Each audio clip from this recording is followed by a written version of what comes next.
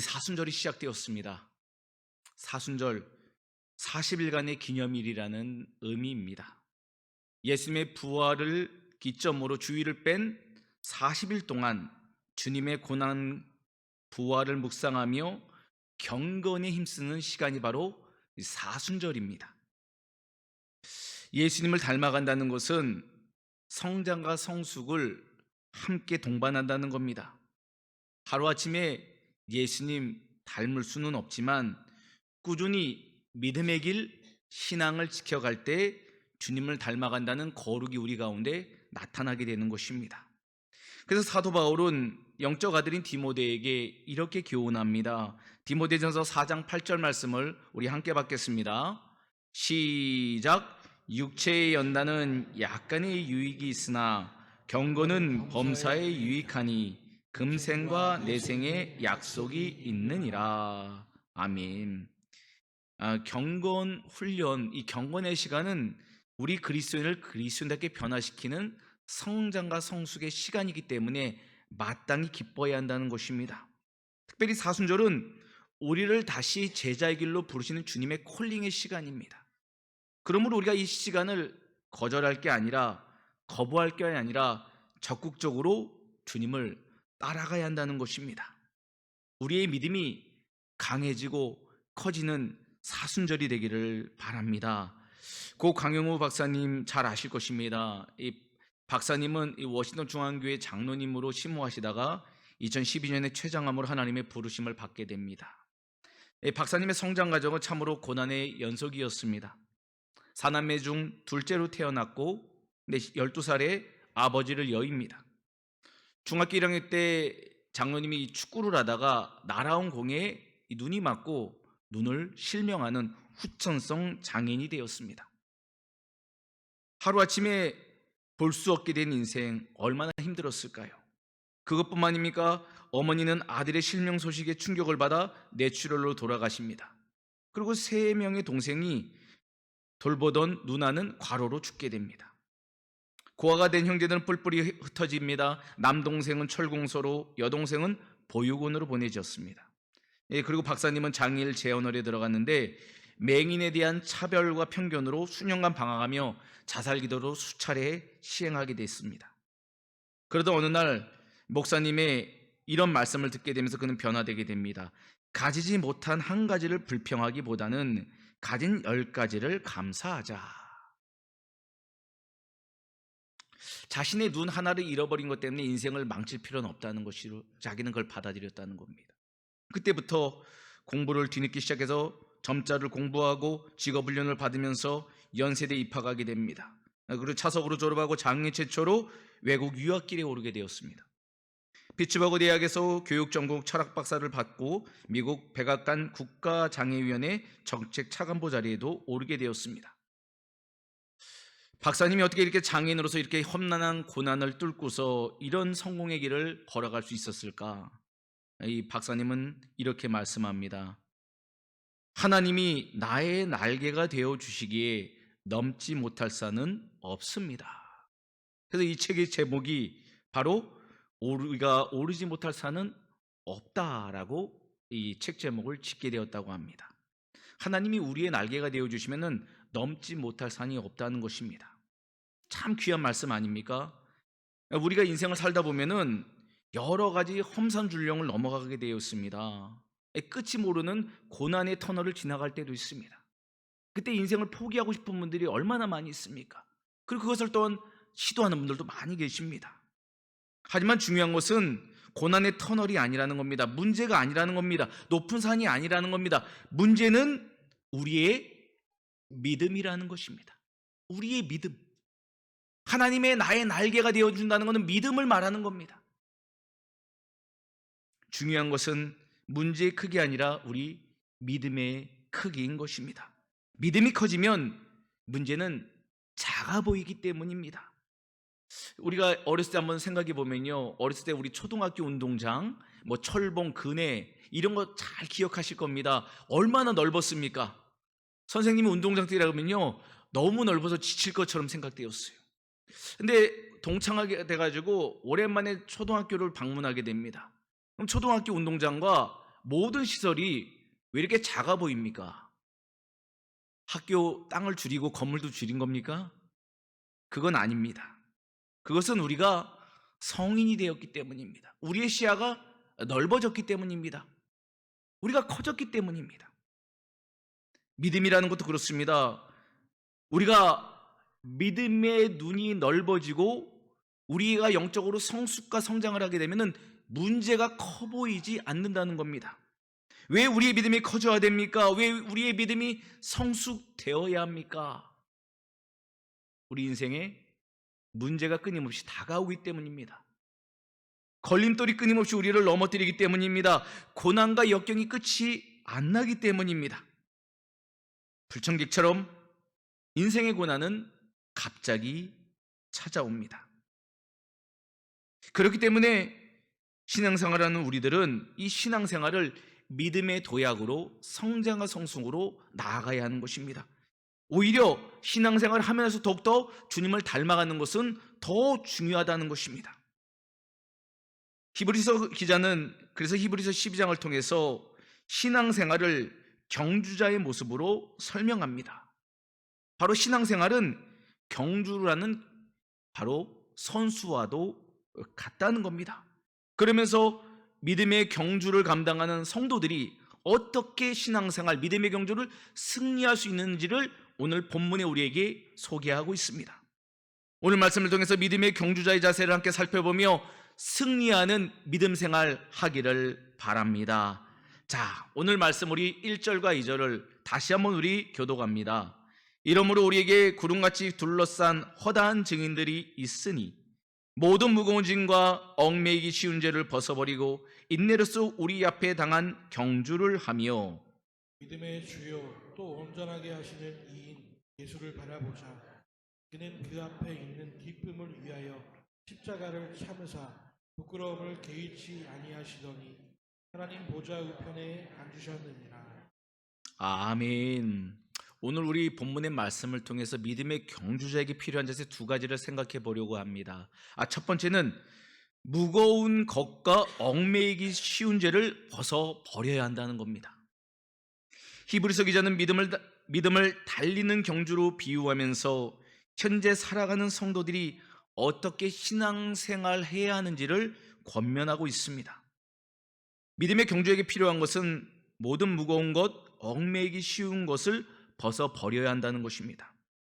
모든 무거운 것은 거추장스러운 의복이나 과체중 등 경주에 방해가 되는 요소들을 뜻합니다. 얽매이기 쉬운 죄라는 것은 우리 주변에서 영향을 미치는 각종 죄악을 가리킵니다. 우리 안과 밖에 방해되는 요소를 제거해야 하는 것이 바로 믿음의 경주엔 우리에게 필요한 자세라고 말합니다. 달리기 선수가 경기에서 잘 달리기 위해서는 방해되는 모든 것을 벗어 버려야 합니다. 거추장스러워서는 경기에 뛸 수가 없습니다. 뛰어도 기록이 좋을 수가 없는 것입니다. 또한 컨디션을 잘 관리해야 됩니다. 몸이 무거우면은 제대로 달릴 수가 없습니다. 그래서 운동선수가 즐기고 싶은 거 다 즐기고 먹고 싶은 거 다 먹고 하고 싶은 일 다 하면서 승리를 기대할 수는 없는 것입니다. 우리가 올림픽 선수촌 같은 선수촌에 임하는 선수들을 보십시오. 그들의 다큐멘터리를 보면 얼마나 피나게 자신을 절제하면서 승리의 메달을 갈망하지 않습니까?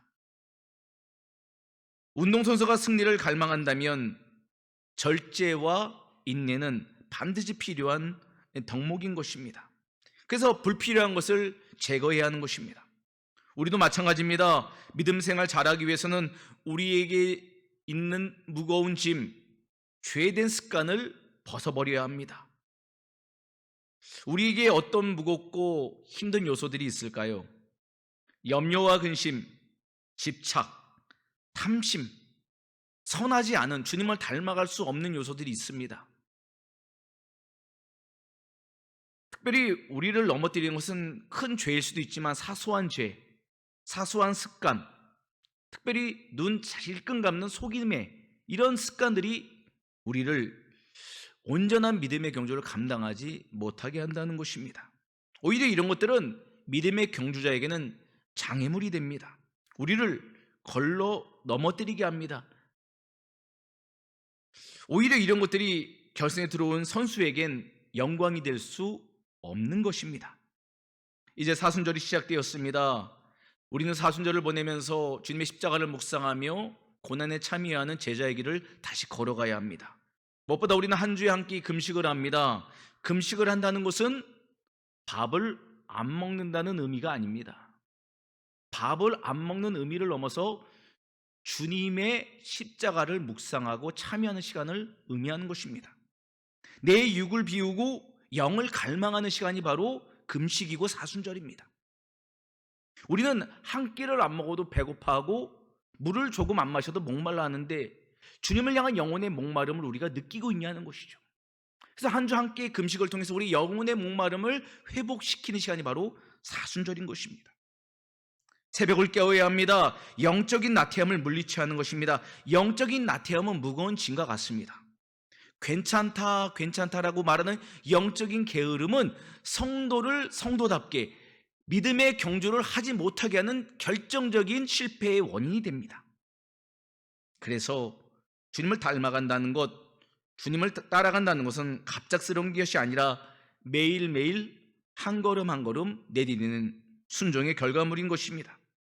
사랑하는 성도 여러분, 몸에 좋은 보약을 지어 먹는 것보다 중요한 것은 몸에 해로운 음식을 끊는 것 아니겠습니까? 술과 담배 다 먹고 마시면서 건강하게 바라서 헬스를 다닌다는 것은 뭔가 모순적인 것 같아요. 우리가 누군가를 사랑한다면 그 사람이 원하는 것을 들어줘야 됩니다. 근데 그것보다 더 중요한 건 뭐냐면 그 사람이 싫어하는 것을 하지 않는 것 아닙니까? 곰곰이 보십시오. 우리 배우자에게 바라는 게 나를 사랑해주는 마음도 있지만 그 사람이 그것보다 더 하지 않는 게 내가 사랑이라고 느끼는 게 있지 않습니까? 버려버리는 것, 내려놓는 것이 먼저 선행되는 것입니다. 우리가 주님을 사랑한다고 말을 한다면 주님이 싫어하는 것을 먼저 벗어버려야 하는 것입니다. 그런데 우리의 의지만으로는 부족합니다. 결단만으로는 잘 안 됩니다. 그래서 우리는 주님께 나아가야 됩니다. 사순절 주님이 우리를 부르고 계시지 않습니까?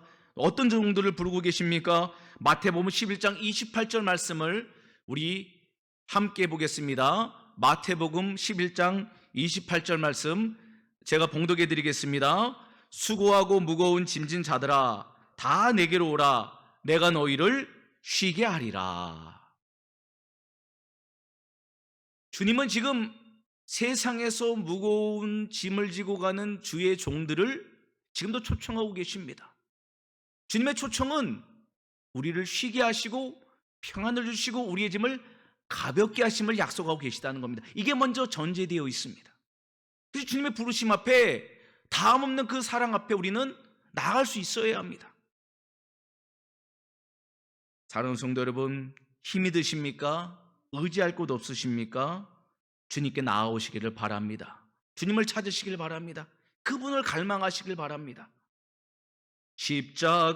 십자가 내가 처음 볼 때에 나의 마음의 큰 고통 사라져 오늘 믿고서 내 눈 밝았네 참 내 기쁨 영원하도다.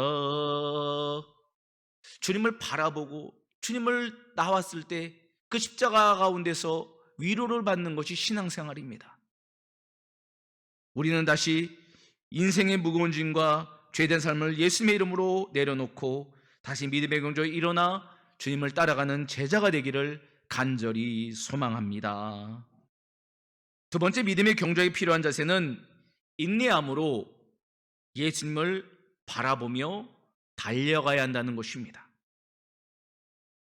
고대의 올림픽 경기에서 마라톤의 승자가 되는 것은 최고의 영광이었습니다. 근데 승리는 거저 주어지는 선물이 아니었습니다. 준비를 해야 됩니다. 인내해야 됐습니다. 경기에 치릅니다. 경기에도 인내해야만 했습니다. 힘들고 포기하고 싶어도 승리의 면류관을 바라보며 견뎌야만 했습니다. 믿음의 경주자인 우리에게도 필요한 것이 바로 승리를 바라보는 인내입니다. 갈망입니다. 이 인내는 가만히 참고 견디는 소극적 자세를 말하는 것이 아닙니다. 믿음의 경주에게 중요한 것은 역경과 시련을 이겨내고 극복해 나가려는 적극적인 태도를 인내라 말할 수 있습니다. 좀 더 말하자면 성경이 말하는 인내는 우리의 삶의 모든 것을 가지고 멈춰서는 것이 아니라 적극적으로 주님을 향해서 달려가는 것을 말하는 것입니다. 믿음의 경주는 단거리 경주가 아니라 장거리 경주입니다. 장거리 경주를 할 때 중요한 것은 결승점을 잃어버려서는 안 된다는 겁니다. 하워드 핸드리스 박사가 2년간 미국의 목회자들을 조사해 봤는데 한 달에 10명 정도 목회 현장을 떠났음을 알게 되었습니다. 이 통계조사는 우리에게 믿음으로 끝까지 인내하며 결승선에 들어가는 것이 얼마나 힘이 드는지를 이야기해 줍니다. 처음에는 신앙생활 때 끝까지 신앙의 종착역까지 도착하는 것이 너무너무 힘들다는 것입니다. 그래서 사도 바울은 우리에게 이렇게 권면합니다. 빌립보서 3장 14절 말씀입니다. 함께 봅니다. 시작. 표대를 향하여 그리스도 예수 안에서 하나님이 위에서 부르신 부름의 상을 위하여 달려가노라. 아멘. 사도 바울은 목적지를 바라보며 목표를 세우고 분명한 상을 위하여 달려갔다라고 우리에게 이야기합니다. 이러한 승리의 목표가 분명하지 않으면 달리다가도 난간에 부딪히면 쉽게 타협하고 포기하게 된다는 것입니다. 쉽게 무너져 버리고 맙니다. 주저앉아 버리고 맙니다. 그래서 믿음의 경주자는 우리 믿음의 결승선이 어디 있는지를 알아야 합니다. 놓쳐서는 안 됩니다. 경주 방향성을 잃어서는 안 된다는 것입니다. 그래서 믿음의 경주에게 중요한 것은 속도가 아닙니다. 방향입니다. 방향. 사람들은 성공 지상주의에 살면서 중요한 것이 속도라고 말하지만 속도를 올리다가는 방향을 잃어버릴 수 있습니다. 그 속도의 가치는 아무 의미가 없어지는 것입니다. 그래서 히브리서에는 우리에게 믿음의 경주자에게 방향을 잃지 않도록 나침판이 있음을 이야기합니다. 나침판, 방향 감각이 있다고 이야기합니다. 그게 무엇입니까? 오늘 말씀에 있는 믿음의 주요 또 온전하게 하시는 이 예수를 바라보자. 이게 나침판이라는 거예요. 우리에게 주신 믿음 나침판, 예수님이라는 겁니다. 믿음의 주는 믿음의 창설자, 앞서서 인도하는 믿음의 선구자라는 거예요. 그분이 예수님이라는 겁니다. 또한 온전하게 하시는 이는 우리를 정한 목표 지점까지 인도해 주는 완성자란 뜻이에요. 우리가 선수로서 경기를 때 옆에서 코치가 좀 더 힘내, 잘 가고 있어, 그쪽 방향이 아니야 라고 이야기하지 않습니까? 바로 그분이 누군가? 우리 믿음의 코치 대신 예수님이 계시다는 거예요. 그래서 믿음의 경주하는 우리들은 주님을 바라보면서 그 목적지를 향해 달려가면 된다는 것입니다. 예수님은 우리보다 믿음의 길을 앞서가셨습니다. 그리고 그 믿음의 길을 완성시키신 우리 믿음의 나침반 되십니다. 성도 여러분, 우리 교회 이름이 무엇입니까? 어렵습니까? 우리 교회 이름이 다들 참 입이 무겁시군요. 무거운 짐을 벗어버려야 됩니다. 우리 교회 이름이 무엇이죠? 우방교회입니다. 우방, 우리의 방향 대신 예수 그리스도를 따라가는 공동체. 여기 있지 않습니까? 우리의 방향 대신 예수 그리스도를 따라가는 공동체. 우리 교회 이름 참 좋습니다. 우리 인생의, 우리 교회의 나침반이 예수님을 따라가는 공동체가 바로 우리 교회입니다. 사순절은 우리들이 다시 예수님께 우리의 시선을 고정해야 될 정비의 시간입니다. 경주자들에게 위험한 것은 앞서가는 선수와 자신을 비교했다고 합니다. 내가 이거 속도가 뒤처지는 거 아니야?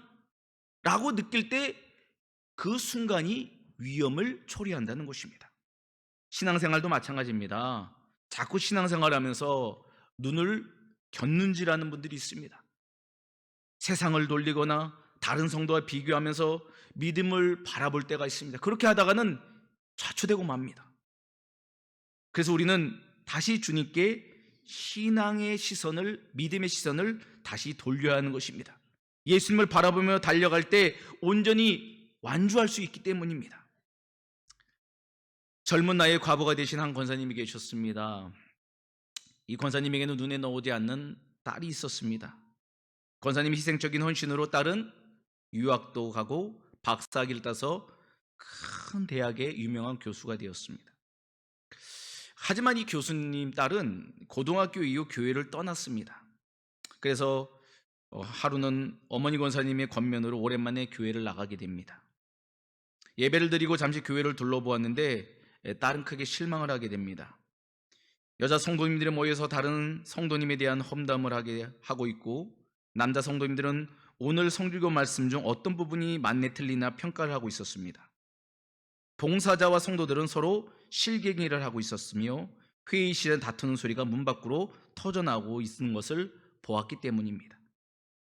세상과 다를 바 없는 모습을 본 딸은 화를 내며 어머니 권사님 손을 잡고 집에 당장 가자고 소리쳤습니다.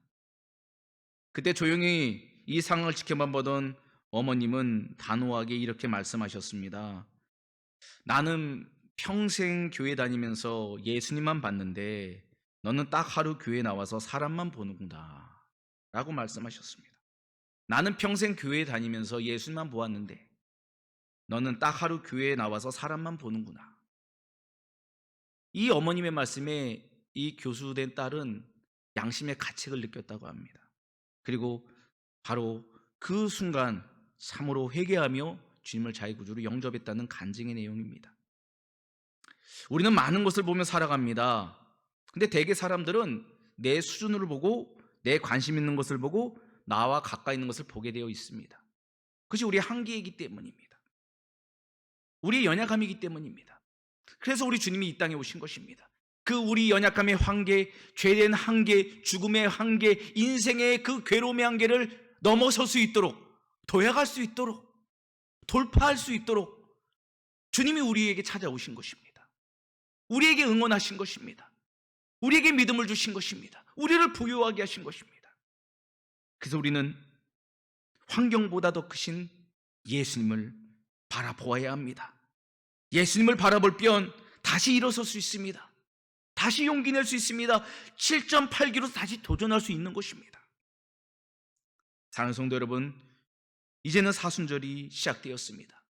그분의 말씀을 다시 읽으십시오. 묵상하십시오. 그분의 뜻을 우리 마음에 새기십시오. 주님은 우리에게 무엇이 원하시는지를 물으십시오. 과거 이스라엘 백성은 출애굽을 했지만 온전히 가나안 땅에 들어가지 못했습니다. 그 이유는 12명의 정탐꾼을 파견하고 그들 중 10명의 정탐꾼들이 보고한 내용을 좋아했기 때문입니다. 선택했기 때문입니다. 그 정탐꾼들이 평가한 내용은 자신들이 보고 느꼈던 내용이었습니다. 합리적이었습니다. 현실적이었습니다. 하지만 그것은 하나님의 말씀은 아니었습니다. 그래서 그들은 광야라는 그 운동장에서 결승선에 들어가지 못하고 죽어야만 했던 것입니다. 하나님의 말씀은 보이지 않지만 믿음으로 바라보는 사람들에게는 보여지게 되어 있습니다. 경험되어지게 되어 있습니다. 완주하게 되어 있습니다. 그러므로 우리가 다시 한번 믿음의 경주자로 우리 믿음의 시작을 출발하기를 바랍니다. 다시 우리를 향해서 말씀하신 주님을 바라보며 다시 뛰기를 바랍니다. 주님께서는 지금도 우리와 함께 동역하고 싶어 하십니다. 다시 주님은 우리 교회를 통해서 영광받고 싶어 하십니다. 우리의 시선을 주님께 드리기를 바랍니다. 1955년 50살이 넘은 나이에 흑인 최초로 뉴욕 메트로폴리탄 오페라 하우스에 관중을 영광시킨 감동적인 노래를 불렸던 여자 가수가 있었습니다. 그녀의 이름 마리아 앤더슨입니다. 공연 후 한 기자가 이렇게 물었습니다.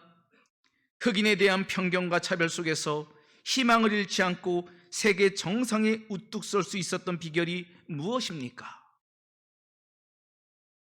그녀는 하늘을 응시하면서 이렇게 대답했습니다. 견디기 어려운 일에 부닥칠 때마다 언제나 제 시선은 고난과 부활의 예수님께로 향했습니다. 그때마다 주님은 내가 너를 사랑하노라 라고 말씀하셨습니다 라고 응답했다는 겁니다. 우리에게 힘든 게 오지 않는다는 게 아닙니다. 만사형통이라는 것은 고난이 없다는 게 아닙니다.